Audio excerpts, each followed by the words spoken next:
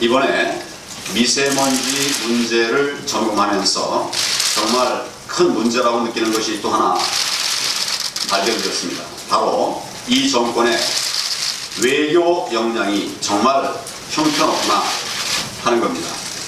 어제 문재인 대통령께서 미세먼지 해결을 위해서 중국과 협력하겠다고 말씀하셨습니다. 이것에 대해서 중국 외교부가 반박을 또 했습니다. 그런데 그 반박이 틀린 반박이라는 말을 하지만 이런 갈등들이 생기지 않도록 그렇게 정부가 미리 국제 관계를 통해서 중국과의 관계를 통해서 대책을 마련하고 추진했어야 되는데 중국과 함께 대책을 추진하겠다고 하면서도 정작 중국과는 사전 협의조차 없었던 것으로 그렇게 보입니다. 어떻게 이런 일이 벌어질 수 있느냐 생각을 해봤더니 지금 우리 주중 대사가 2달째 공석이라는 것이 떠올랐습니다. 잘 아시는 바대로 그 2달 사이에 4차 북중 정상회담이 있었고 또 2차 미북 정상회담도 열렸습니다.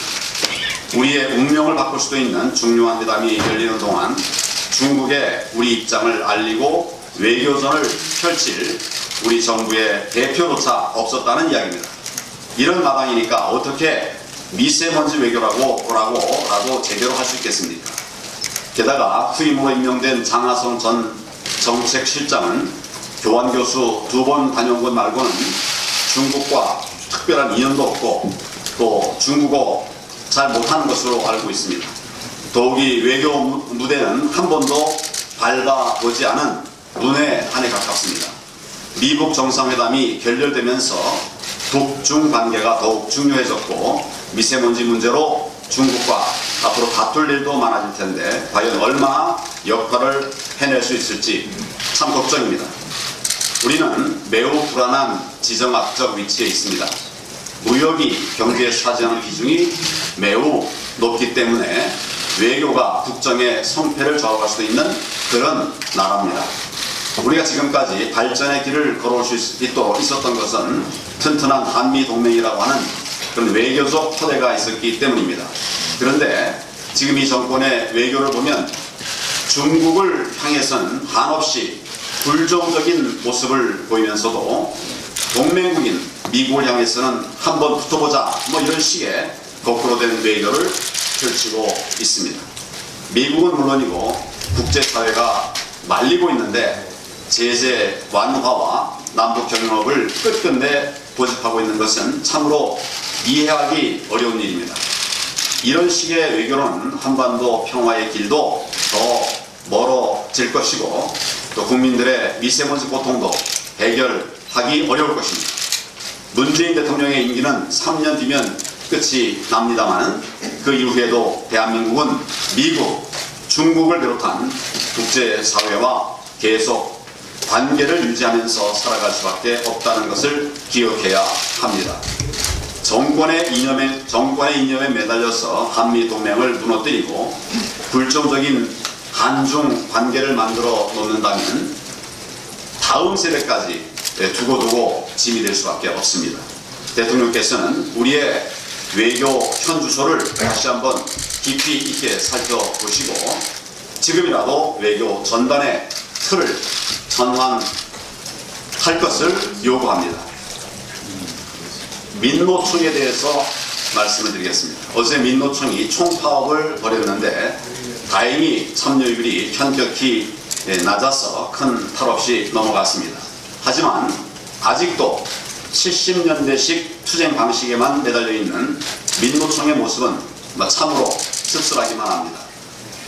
지금은 우리 경제를 대전환시켜야 할 때입니다. 4차 산업혁명은 사실상 국경에 의미가 없는 글로벌 경제 체제 혁명에 가깝습니다. 우리가 우물 안에 갇혀 있다가는 정말 망할 수밖에 없습니다. 산업 구조 조정을 하루라도 서둘러야 하고 이를 뒷받침할 노동개혁과 금융개혁도 한시가 급한 상황입니다.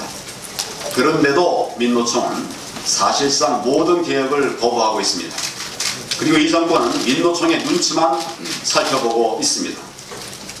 어제 대통령께서 제2벤처붐을 일으키겠다고 말씀하셨는데 과감하게 규제를 풀겠다는 입장은 환영할 만합니다. 또 벤처 투자를 늘리는 방안도 긍정적으로 평가할 수 있습니다.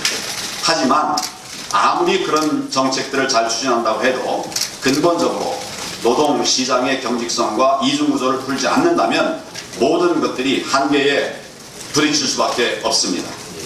대다수 전문가들이 입을 모아서 이야기하는 것이 노동개혁 없이 4차 산업혁명 없다는 것입니다. 4차 산업혁명 시대에는 지금과 같은 획일적인 근로시간의 틀도 모두 무너지고 또 기업들의 경영 구조 자체가 완전히 바뀌기 때문에 현재와 같은 근로 시스템으로는 대응이 되지를 않습니다.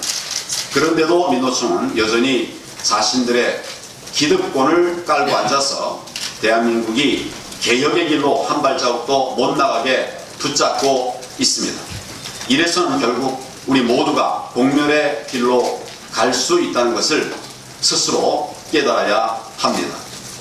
대통령과 정부도 이제 촛불 청구서를 찢어버리고 안되면 민노총과 전련을 하더라도 나라를 살리는 노동개혁의 길로 하루속히 나아가야 할 것입니다.